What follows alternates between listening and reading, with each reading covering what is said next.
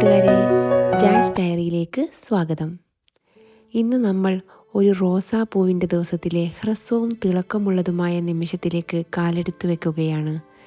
ക്ഷണികമായ സൂര്യോദയം, തിളക്കമുള്ള പൂവ്, അവളുടെ ഹ്രസ്വ ജീവിതത്തിൻ്റെ അവസാനത്തെ അടയാളപ്പെടുത്തുന്ന സൗമ്യമായ സൂര്യാസ്തമയം. ഒരു റോസാപ്പൂവ് ഏതാനും മണിക്കൂറുകൾ മാത്രമേ തുറക്കൂ, എങ്കിലും ആ സമയത്ത് അവൾ വികാരങ്ങളുടെ മുഴുവൻ സ്പെക്ട്രവും അനുഭവിക്കുന്നു. പ്രഭാതത്തിലെ മഞ്ഞിൻ്റെ തണുത്ത ചുംബനം, സൂര്യപ്രകാശത്തിൻ്റെ ഊഷ്മളമായ ആലിംഗനം, കുട്ടികളുടെ സന്തോഷകരമായ ചിരി, ഒരു തേനീച്ചയുടെ മൃദുലമായ മുഴക്കം, ലളിതമായി സ്വയമായിരിക്കുന്നതിൻ്റെ ശാന്തമായ അഭിമാനം. സൂര്യാസ്തമയത്ത് ഒരു റോസാപ്പൂവിൻ്റെ അവസാന മന്ത്രണം.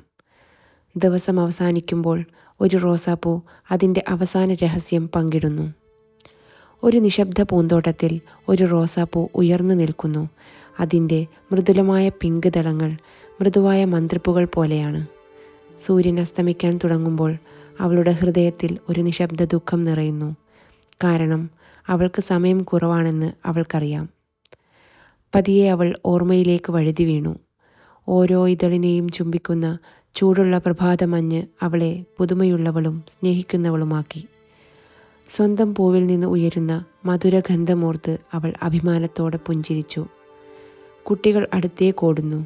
ചിരിച്ചും കളിച്ചും അവരുടെ സന്തോഷകരമായ ശബ്ദങ്ങൾ റോസാപ്പൂവിൻ്റെ ഹൃദയത്തെ സന്തോഷത്താൽ പ്രകാശിപ്പിക്കുന്നു.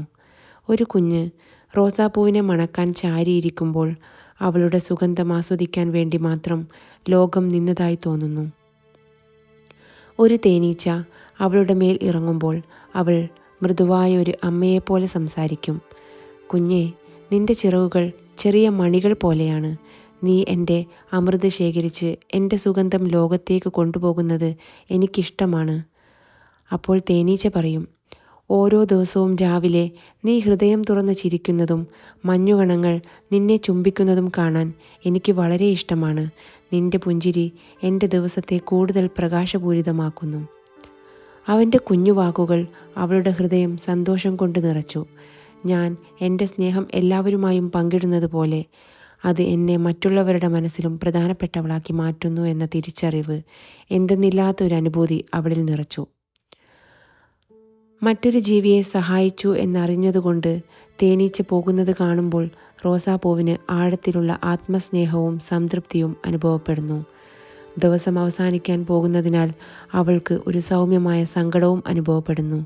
പക്ഷേ ആ സങ്കടം അവൾ നൽകിയതും സ്വീകരിച്ചതുമായ സന്തോഷത്തോടെയുള്ള നന്ദിയുമായി കലർന്നിരുന്നു. അവളുടെ സൗന്ദര്യം അവസാനമായി ഒരിക്കൽ കൂടി പങ്കിടാനും ഒരു വിത്ത്, സ്നേഹത്തിൻ്റെയും സന്തോഷത്തിൻ്റെയും ഒരു പാരമ്പര്യം അവശേഷിപ്പിക്കുവാനും വേണ്ടി ഒരു നിമിഷത്തേക്കെങ്കിലും വീണ്ടും പൂക്കാൻ അവൾ ആഗ്രഹിക്കുന്നു. ആകാശം ഓറഞ്ച് നിറമാവുകയും സൂര്യൻ അപ്രത്യക്ഷമാവുകയും ചെയ്യുമ്പോൾ റോസാപ്പൂവിൻ്റെ ദളങ്ങൾ വാടാൻ തുടങ്ങുന്നു. അവൾ കണ്ണുകളടച്ച് കാറ്റിനോട് അവസാനമായി ഒരു ആഗ്രഹം മന്ത്രിക്കുന്നു. ഞാൻ മങ്ങുമ്പോഴും എൻ്റെ സൗന്ദര്യം മറ്റൊരാൾക്ക് സന്തോഷം നൽകട്ടെ. ആ അവസാന ശ്വാസത്തിൽ ശുദ്ധമായ സ്നേഹം ലളിതമാണെന്ന് റോസാപ്പൂ നമ്മെ ഓർമ്മിപ്പിക്കുന്നു. നിങ്ങളായിരിക്കുക, നിങ്ങളുടെ സുഗന്ധം പങ്കിടുക, ദയയുടെ വിത്ത് നടുക.